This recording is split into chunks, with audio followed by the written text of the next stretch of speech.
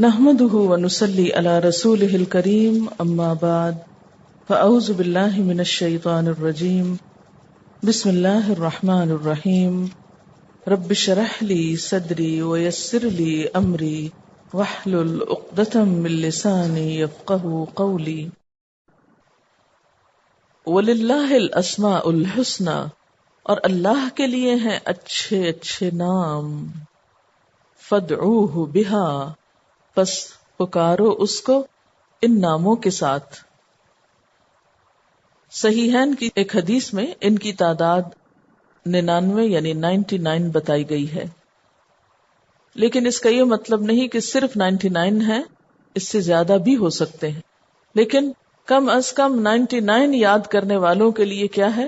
جنت کا وعدہ ہے۔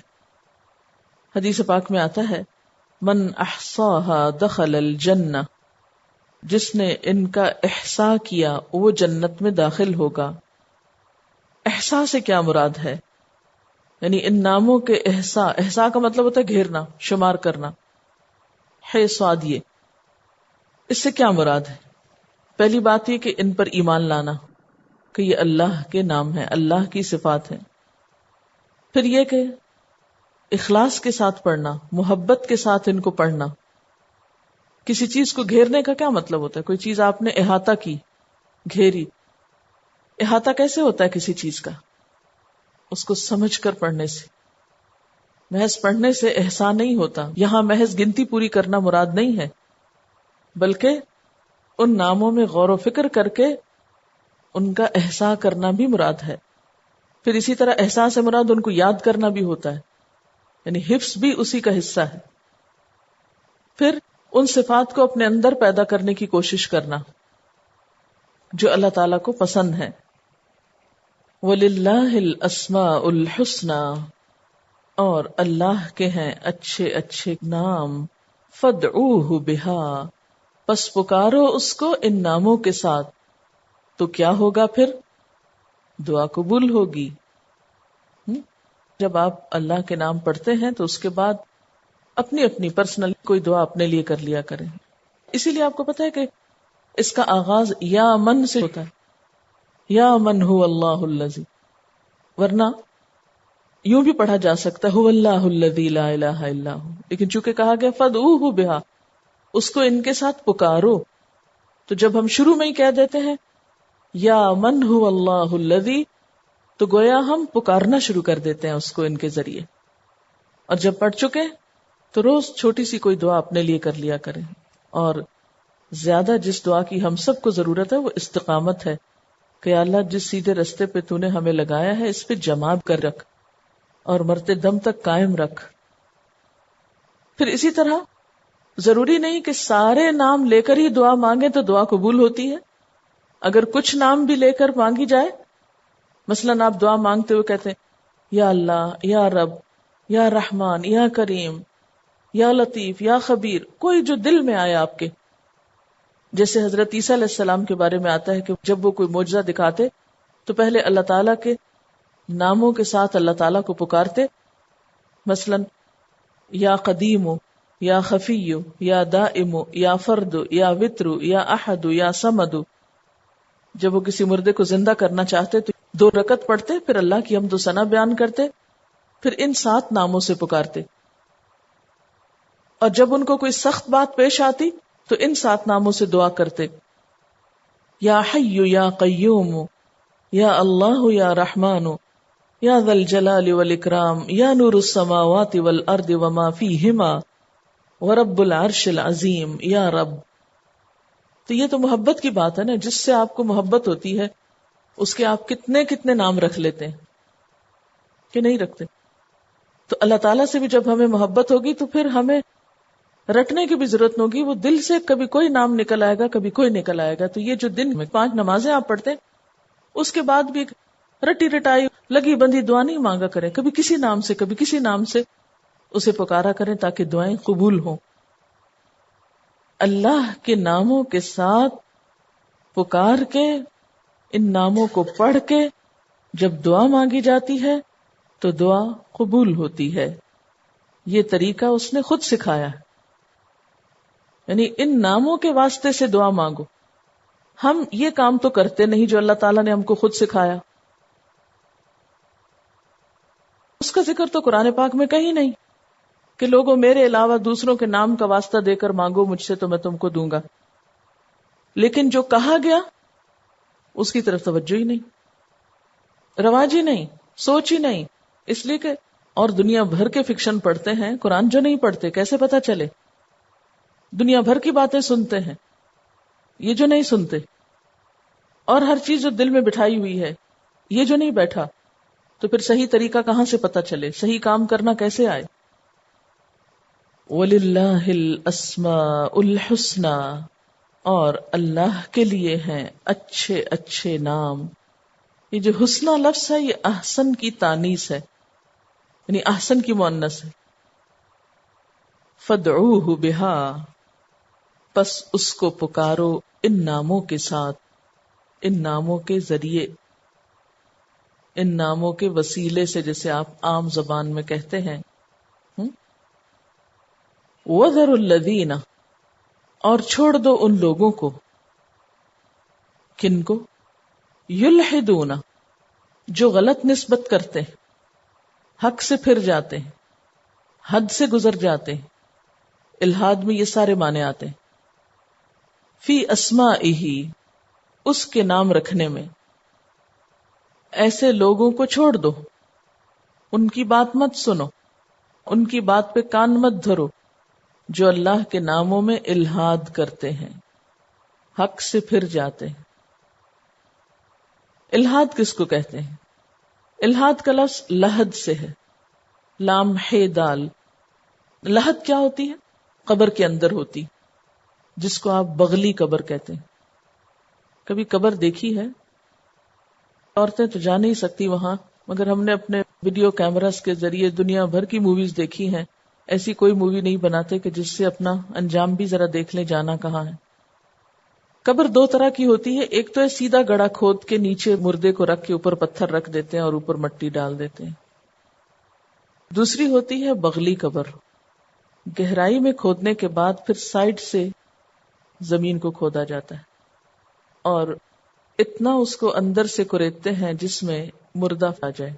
پھر مردے کو نیچے لے کے اترتے ہیں، اس کے اندر ڈالتے ہیں، آگے اینٹیں یا کچھ رکھ دیتے ہیں اور بند کر کے پھر باقی حصے میں مٹی ڈال دیتے ہیں. اور یوں انسان مٹی کی تہ میں چلا جاتا ہے جہاں کوئی اور دوست، کوئی اور نہیں ہوتا جس سے ہم اپنا غم شیئر کر لیں. دنیا میں تو یہ ہوتا نا، ذرا ادھر کسی نے کچھ کہا، ادھر کسی نے پریشان کیا تو کسی نہ کسی دوست سے، کسی عزیز سے غم شیئر کر لیا، رو دھو لیے اس کے پاس، تو پھر ٹھیک ہو جاتے ہیں ہم. لیکن وہاں کوئی نہ ہوگا، اس کا بھی کبھی خیال کر لیا کریں، اس کے لیے کیا تیاری کی. بہرحال اس کو لحد کیوں کہتے ہیں؟ کہ وہ سیدھا جاتے جاتے سائیڈ پہ چلے گئے، یعنی مردے کو سیدھا رکھنے کے بجائے سائیڈ پہ رکھ لیا. تو بالکل اسی طرح ملحد وہ شخص ہوتا ہے جو حق سے پھر جائے، یعنی جو ڈائیورٹ ہو جائے، بے دین ہو جانا. الحاد کا لفظ آپ اردو میں پڑھتے ہوں گے، ملحد کا بھی بے دینی کے لیے یہ لفظ استعمال ہوتا ہے. مراد اس سے کیا ہے؟ کہ جو اللہ کے ناموں میں الحاد کرتے ہیں، یعنی اللہ تعالی کے لیے ایسی صفات قرار دیتے ہیں جو اس کی شان کے خلاف ہوں، اس کے لیے ایسے نام رکھتے ہیں جو اس کی شان کے خلاف ہیں، یا پھر دوسرا معنی اس کی صفات میں ایسی تعویل کرتے ہیں جو نازیبا ہو. ایک معنی کیا؟ ایسی صفات دینا جو اس میں موجود نہ ہو یا اس کی شان اور مرتبے کے خلاف ہو. اور دوسرا کیا؟ کہ صفات کی تعویل کر لی جائے، یعنی مفہوم من معنی کوئی نکال لیا جائے. اور ایک اور معنی کیا؟ کہ جو صفات اس کی ہیں وہ کسی اور کو دے دی جائیں. اب آپ لحد سے سوچو نا کہ سیدھے جاتے جاتے وہ چیز آپ اللہ کے لیے رکھنے کی بجائے کسی اور کے نام پہ بھی منسوب کر دیں. یعنی اللہ کے خاص نام عقیدتاً دوسروں کو دے دینا. مثلا رحمان، یہ خاص اسی کا نام ہے نا، بہت زیادہ مہربان. اب کسی انسان کو رحمان کہنا اور رحمان سمجھنا یہ درست نہیں. پھر اسی طرح غفار. غفار کا کیا معنی ہے؟ بہت زیادہ بخشش کرنے والا. اب کسی انسان کو، کسی بزرگ کو، کسی نیک ہستی کو یہ کہہ کے پکارنا، یعنی اللہ کی صفات کسی اور کو دے دینا بھی اس کے ناموں میں الہاد ہے. یعنی ہے وہ اس کے لیے خاص لیکن کسی اور کو دیے جا رہے ہیں. اسی طرح اللہ تعالیٰ کے لیے، جسے پہلے بھی بات ہوئی کہ اللہ تعالیٰ کے لیے ایسے ناموں کا استعمال جو اس کی شان کے خلاف ہوں. مثلا ہم اللہ تعالیٰ کو نور تو کہہ سکتے ہیں، اللہ نور السماوات والارض، لیکن اللہ تعالیٰ کو سفید نہیں کہہ سکتے. آپ یہ نہیں کہہ سکتے اللہ تعالیٰ بہت سفید ہے. نہیں، اللہ تعالیٰ نور ہے، یہ تو ہے درست بات، لیکن سفید ہے یہ ہے الہاد. پھر اسی طرح اللہ شافی، اللہ شفا دینے والا ہے، یہ تو کہہ سکتے ہیں، لیکن آپ یہ نہیں کہہ سکتے اللہ تعالیٰ بہت اچھے ڈاکٹر ہیں. یہ ڈاکٹر کا لفظ اللہ تعالیٰ کے لیے درست نہیں، یہ اس کی شان الوہیت اور بلندی کے خلاف ہے. یعنی بعض لوگ اللہ تعالیٰ کی بات کرتے ہوئے ایسے لفظ بول جاتے ہیں جیسے کسی عام انسان کے لیے بات کر رہے ہوں یا کسی بچے کو خطاب کر رہے ہیں. تو یاد رکھیے کہ اپنے بولنے کے انداز میں، سوچنے کے انداز میں جو اللہ سبحانہ و تعالیٰ کا ادب اور احترام ہے اسے ہمیشہ ملحوظ رکھیں. یعنی جس نے اپنے خالق کے بارے میں، کائنات کی سب سے بڑی ہستی کے بارے میں ہی سوچ درست نہیں کی، اس نے کیا کیا؟ اسے آتا کیا ہے؟ پھر اس کے پاس باقی کیا ہے؟ خواہ وہ کتنا ہی بڑا دین کا عالم ہو. جس کو اپنے رب کی پہچان نہیں ہوئی، اپنے رب کا صحیح مقام نہیں معلوم، اس کو تو کچھ بھی نہیں معلوم. اسی طرح اللہ تعالی کی ذات میں ایسی صفات تلاش کرنا جو انسانوں کی ہوتی ہیں. مثلا اللہ کا ہاتھ ہے تو اس کو انسانوں کے ہاتھ سے تشبیہ دینا. اسی طرح مثلا اللہ تعالیٰ کی صفت کریم ہے، اس کو سخی نہیں کہہ سکتے، سخی انسانوں کی صفت ہوتی ہے. ہم یہ نہیں کہہ سکتے یا اللہ تو بڑا سخی ہے، نہیں، یہ سوٹ نہیں کرتا اس کو. کریم جواد یہ تو کہہ سکتے ہیں. لیکن آپ نے دیکھا ہوگا کہ عموماً ہماری جہالت کی وجہ سے ہم، سچی بات ہے، ابھی تک بھی اس کے مقام کو نہیں پہچانے. کیونکہ کسی بھی چیز کی پہچان کے لیے علم ہونا چاہیے نا، روشنی ہوگی تو صحیح پتہ چلے گا نا. تو جب کبھی اللہ تعالیٰ کی ہستی کے بارے میں بات کریں یا کسی صفت سے اس کو موصوف کریں تو ہمیشہ سوچ سمجھ کے زبان کھولیں. اچھا، اسی طرح یہ بھی بات درست نہیں کہ انسان اللہ تعالیٰ کو صرف ایک ہی نام سے پکارے اور دوسرے ناموں کو چھوڑ دے اور کہے نہیں میں تو بس ایک ہی نام خاص ہے. کئی لوگ ایسا کرتے ہیں نا کہ اپنے نام کے پتنی ہندسوں کے مطابق اللہ تعالیٰ کی کسی صفت کو چن لیتے ہیں اور وہ ہمیشہ صرف اسی صفت کا ورد کرتے رہتے ہیں. یہ طریقہ بھی درست نہیں. پھر اسی طرح اللہ تعالیٰ کے ناموں میں تبدیلی کر دینا، اس کی بھی اجازت نہیں. مثلا اہل عرب نے کیا کیا تھا، اللہ تعالیٰ کے ذاتی نام اللہ سے ایک بت کا نام نکال لیا، اللات، تے آگے بڑھا دی، اور اس کے صفاتی ناموں میں سے عزیز میں سے عزا. تو اللہ سبحانہ و تعالیٰ کے نام کو تبدیل کر کے انسانوں کے نام بگاڑ کے نکالنا یہ بھی درست نہیں. مثلا اگر کسی کا نام قدرت اللہ ہے تو اس کو اللہ صاحب کہیں آپ. اس طرح کی تبدیلیاں جو ہیں یہ الہاد میں آتی. جو شخص اللہ تعالیٰ کا صحیح حق ادا نہیں کرے گا تو نتیجہ کیا نکلے گا؟ سَيُجْزَوْنَ مَا كَانُوا يَعْمَلُونَ، ان قریب وہ جزا دیے جائیں گے جو کچھ وہ کر رہے ہیں. وہ اپنے عمل کی جزا بھگت کر رہیں گے، سزا پا کر رہیں گے. انہوں نے اللہ کی قدر نہیں کی، اس کا حق نہیں پہچانا، اس کی معرفت حاصل نہیں کی، لہذا اس کوتاہی پر ان کی پکڑ ہوگی. تھوڑی دیر کے لیے ذرا سوچئے، امیجن کیجئے اگر آپ کو کوئی شخص بلا رہا ہے اور غلط نام سے بلا رہا ہے اگر پورا غلط نہیں آدھا بھی کوئی غلط کر دے تو آپ کے دل میں کیا آتا ہے؟ اس کو میرا نام بھی نہیں پتا. سوال ہے اللہ تعالیٰ کی صفات کیا انسانوں کے لیے پکاری جا سکتی ہیں؟ اس میں آپ دیکھیے کہ مثلا العلیم ہے، الرحیم ہے، الکریم ہے، تو ال ہٹا کر جب اسم نکرہ وہ بن جائے صفت تو وہ آپ پکار سکتے ہیں اللہ کے علاوہ کسی اور کے لیے بھی. مثلا کسی کو آپ کہیں رحیم یا رحم دین نام ہوتا ہے لوگوں کا، تو اس میں کوئی حرج نہیں. لیکن اگر آپ ال کہہ رہے ہیں الرحیم، تو یہ ال کی وجہ سے کیا ہو گیا؟ خاص. تو یہ خاص اللہ تعالی کی طرف پھر منسوب ہوگا. احد تو کہہ سکتے ہیں لیکن الاحد نہیں کہہ سکتے. عبد رکھیں تو زیادہ بہتر ہے ساتھ. وَمِمَّنْ خَلَقْنَا، اور ان میں سے جن کو ہم نے پیدا کیا، یعنی ہماری مخلوق میں سے، انسانوں میں سے، امتن، ایک گروہ ہے، یہدون بالحق، جو ہدایت دیتا ہے حق کے ساتھ، جو لوگوں کی رہنمائی حق کے ساتھ کرتا ہے. وَبِهِ يَعْدِلُونَ، اور اسی کے مطابق انصاف کرتا ہے، عدل کرتا ہے. اللہ تعالی جہاں اپنی مخلوق میں سے بعض لوگوں کے بارے میں فرماتے ہیں کہ وہ میری ذات میں، اسماء میں، صفات میں الحاد کرتے ہیں، حق ادا نہیں کرتے، وہاں دوسری طرف اچھا قرآن کا یہ انداز ہمیشہ یاد رکھیے، جہاں ایک بات ہوتی ہے وہاں اس کے بعد دوسری بات بھی ہوتی ہے جو عین انصاف کا تقاضا ہے.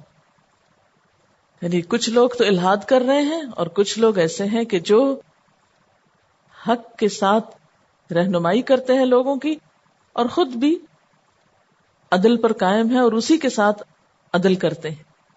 صحیح بیلنس انسان کی زندگی میں اسی وقت آ سکتا ہے جب انسان اللہ تعالی کی پہچان کر لیتا ہے، اس کے ساتھ اس کا صحیح تعلق استوار ہو جاتا ہے. اب یہاں ان کی پہچان کیا بتائی گئی؟ یہدون بالحق، حق کے ساتھ رہنمائی کرتے ہیں، یعنی اپنی خواہشات پر مبنی کہانیاں نہیں سناتے لوگوں کو کہ یہ صحیح ہے اور یہ غلط ہے. خود ساختہ فلسفے نہیں بگھارتے، اپنی سوچوں اور اپنے خیالات کو دوسروں پر نہیں ٹھونستے. دیکھیے کسی کی بھی اصلاح اور کسی کی بھی رہنمائی کرنے کے دو طریقے ہو سکتے ہیں. ایک تو آپ حق کے ساتھ کریں اور ایک آپ اپنی سوچوں، اپنے فلسفوں، اپنے خیالات اور نظریات کی بنا پر کریں. تو ہدایت کس کو کہا جائے گا؟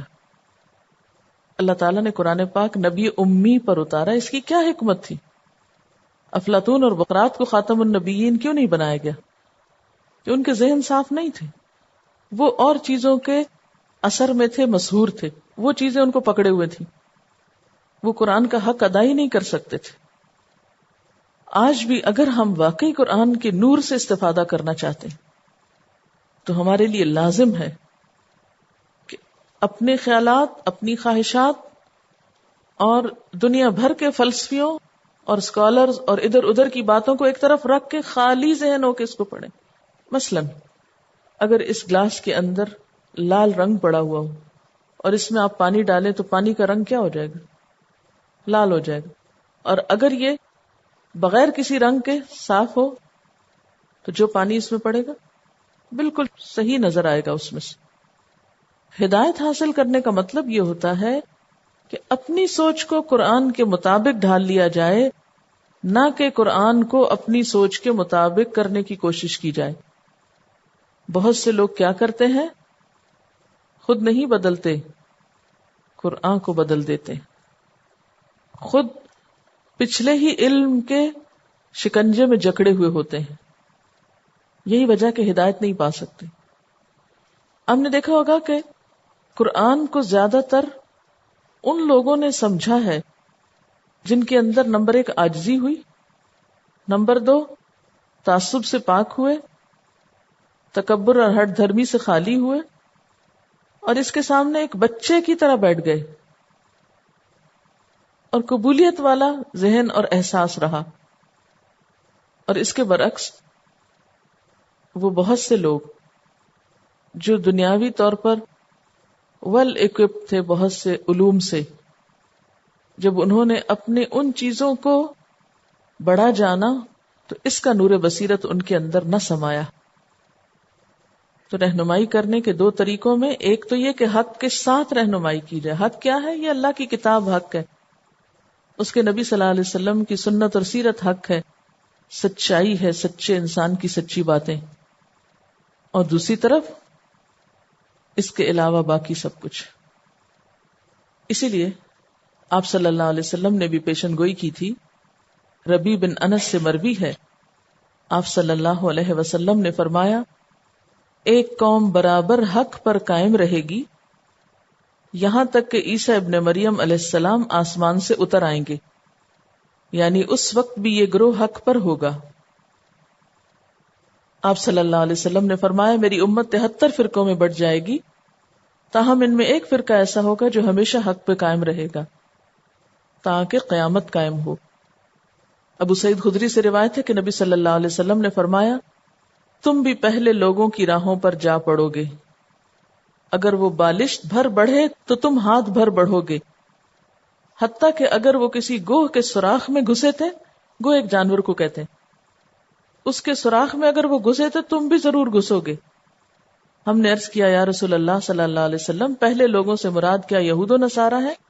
فرمایا، اور کون ہے؟ یعنی جو ان کے عقیدے میں، سوچ میں، عمل میں خرابیاں آئیں، جو کام انہوں نے کیے تم بھی ادھر ہی جا گھسو گے، وہی کچھ تم بھی کرو گے. اب جیسے کل ہم پڑھ رہے تھے بنی اسرائیل کو بندر بنایا گیا اور بندروں کی خصوصیات کیا تھیں، اور ان خصوصیات کو سامنے رکھ کر ہم نے اپنے حالات کا جائزہ لیا، تو آپ دیکھیں کہ کتنی ساری چیزیں ہمیں اس جہالت اور لا علمی کی وجہ سے ایسی لگتی ہیں کہ جیسے ہماری سوچیں الٹ گئیں. ہم انسانی کردار ادا کرنے کی بجائے بسا اوقات حیوانی سطح پر اتر آئے، کیونکہ ہم نے لہم قلوب لا یفقہون بہا کا کام کیا. اب آپ دیکھیں کہ جب ہم یہ باتیں پڑھتے ہیں نا کہ اتنے فرقے، اتنے گروہ، اتنا سب ہوگا، پھر انسان سوچتا ہے یا اللہ مجھے تو حق دکھا، مجھے تو راستہ دے جو تیرا ہے، مجھے نہیں چاہیے کچھ اور. تو ایسے میں انسان کیا کرے؟ پھر کیا علاج ہے؟ پہلی تو بات یہ سچی نیت کرے انسان کہ اللہ واقعی نہیں کچھ اور چاہیے، تو چاہیے، تیری طرف جانے کا راستہ چاہیے. اپنا جائزہ لیجئے، کیا میرے اندر یہ طلب اور تڑپ پیدا ہو چکی ہے کہ واقعی وہی چاہیے اور واقعی اسی کا راستہ چاہیے؟ میں تو سب مصلحتوں سے اوپر اٹھ کر صرف اپنے رب کی تلاش میں ہوں، صرف اس کی رضا چاہتی ہوں، میں تو اس کی تلاش میں یہاں بیٹھی ہوں. ہم میں سے ہر ایک اپنی اپنی نیت کا جائزہ لے کہ میں کیوں بیٹھی ہوں یہاں، کیوں آتی ہوں یہاں، میں کیوں پڑھا رہی ہوں، آپ کیوں پڑھ رہے ہیں، کیا چاہیے ہم سب کو. ہم دوسروں کو تو جھوٹ بول کے مطمئن کر سکتے ہیں، لیکن اپنے آپ کو دھوکہ نہ دیں. خود سے خود پوچھیں، اور اگر ابھی تک نیت درست نہیں ہوئی تو ذرا کر لیں، شاید آئندہ کچھ فائدہ ہو جائے. لکھیے، اے میرے خالق، اے میرے محسن، اے میرے رب، اے مالک کائنات، میں تیری معرفت چاہتی ہوں، تیری رضا چاہتی ہوں، تجھ تک پہنچنا چاہتی ہوں. تو میرے دل کو اپنے سوا ہر چیز سے خالی کر دے، اپنی پہچان کرا دے، اپنی طرف آنے کا راستہ دکھا دے. ہوتا عموماً یہ ہے کہ جب آپ ایک اچھا کام کرنے لگتے تو شیطان وسوسے ڈالتا ہے، پتہ نہیں آپ ٹھیک کر رہے ہیں یا نہیں کر رہے. تو اس کے لیے کون بتائے گا ہمیں انسانوں میں سے کس پر اعتماد کریں؟ کرتے ہوئے بھی اعتماد میں پھر شیطان وسوسے ڈال کے شک ڈال دیتا ہے. تو پھر اللہ سے رجوع کر لینا، اس سے مانگ لیں. وہ تو دلوں کی سچائی کو جانتا ہے کہ ہماری دعا اور ہماری پکار اور ہماری تمنا کتنی سچی ہے. اگر سچی ہوئی تو وہ جواب ضرور دے گا، وہ ضرور رہنمائی کرے گا، وہ ضرور روشنی دکھائے گا. اور اگر ہمارے اندر سچائی نہیں تو کوئی اور ہمارے اندر ڈال نہیں سکتا. اسی لیے وہ دعا آپ کو سکھائیے، اللہم، اے اللہ، ارنا، دکھا ہم کو، الحق کا حق کو، حقاً حق، یعنی جو حق بات ہے، سچی بات ہے، وہی ہم کو سچی نظر آئے، حق ہی حق نظر آئے، کسی اور چیز کو ہم دھوکے میں حق نہ سمجھتے رہیں۔ وارزقنا اتباعہ، اور ہمیں اس کی پیروی بھی عطا کر، اس کی پیروی کی توفیق بھی دے کہ ہم پھر اس کو فالو بھی کریں، کیونکہ انسان کا نفس بڑی خراب چیز ہے، بعض اوقات سچائی سامنے ہوتی ہے لیکن ہم اپنے کسی اندرونی کمپلیکسٹی کی وجہ سے یا انا کی وجہ سے اس کو لیتے ہی نہیں ہیں، کہ پہلے تو میں یہ نہیں کرتی تھی اب کیوں کروں، لوگ کیا کہیں گے، کبھی کسی کا ڈر، کبھی خوف، کبھی کسی مسئلے کی وجہ سے۔ وَأَرِنَا الْبَاطِلَ، اور دکھا ہم کو باطل، باطلاً باطل، یعنی باطل باطل ہی نظر آئے، کہیں ایسا نہ ہو کہ باطل کو حق سمجھ کے لے لیں دھوکے میں آ کر۔ وَارْزُقْنَا اجْتِنَابَهُ، اور ہمیں اس سے بچنا سکھا، اس سے بچنے کی توفیق عطا کر۔ اجتناب یعنی بچاؤ، کہ جہاں باطل ہو، تیری ناپسند کی چیز ہو، ہمیں تو اس سے بچا لے، ادھر ہمارا دل ہی مائل نہ ہو، ہم اس کی طرف توجہ ہی نہ کریں۔ تو دین کا علم حاصل کرنے کے ساتھ ساتھ اس دعا کا پڑھنا بہت ضروری ہے، ورنہ بہت سے لوگ قرآن پڑھ کر بھی بھٹک جاتے ہیں۔ ایسے لوگ بھی دنیا میں پائے جاتے ہیں کہ جو دین پڑھ کر بھی پھر جاتے ہیں، شیطان ان کو اچکنے میں کامیاب ہو جاتا ہے، دھوکہ دینے میں کامیاب ہو جاتا ہے۔ اسی لیے آگے آپ پڑھیں گے کہ جب قرآن پاک پڑھا جائے تو اللہ کی پناہ لے لو، یعنی شیطان سے بچاؤ کی دعا کرو، کیونکہ وہ تو آخری دم تک اپنا کام نہیں چھوڑتا، تو ہر چیز میں آ کے ہاتھ ڈالتا ہے تاکہ کسی طرح یہ میرے راستے پہ آ جائے۔ تو یہاں ایک عمومی بات ہو رہی ہے، وَمِمَّنْ خَلَقْنَا، اور جن کو بھی ہم نے پیدا کیا، اول و آخر سب انسانوں کی طرف اشارہ ہے، ان میں سے ایک گروہ ایسا ہے، یہدون، یہدون کا لفظ جو ہے ہدایت سے ہے، ہدایت کا معنی رہنمائی کرنا، وہ ہدایت دیتا ہے، رہنمائی کرتا ہے، کس کے ساتھ؟ حق کے ساتھ، یعنی حق کے ذریعے وہ لوگوں کو راہ دکھاتا ہے، سچائی کے ساتھ، وَبِهِ يَعْدِلُونَ، اور اسی کے مطابق انصاف کرتا ہے۔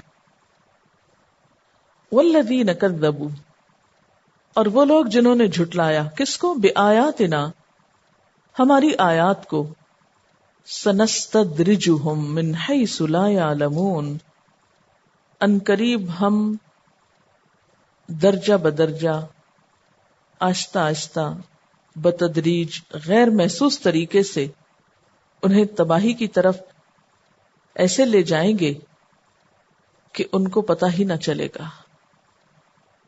یعنی علم رکھنے کے باوجود جو لوگ ہماری آیات کو جھٹلا دیتے ہیں، پھر ہم ان کو سلولی اینڈ گریجولی، سنستدرجہم کا لفظ درج سے، درجہ بدرجہ، گریجولی جس کو آپ بولتے ہیں، آہستہ آہستہ، تھوڑا تھوڑا، اس طرح حق سے پھیر دیتے ہیں کہ ان کو پتہ بھی نہیں چلتا، ان کو علم ہی نہیں ہوتا کہ وہ بھٹک چکے۔ اور یہ سزا کس کی ہے؟ جو ہماری آیات کو جھٹلا دے۔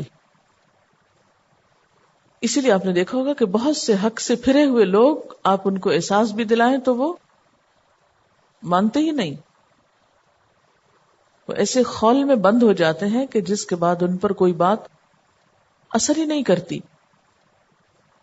وآخر دعوانا ان الحمد للہ رب العالمین، سبحانک اللہم وبحمدک، نشہد ان لا الہ الا انت، نستغفرک ونتوب الیک۔ والسلام علیکم ورحمۃ اللہ وبرکاتہ۔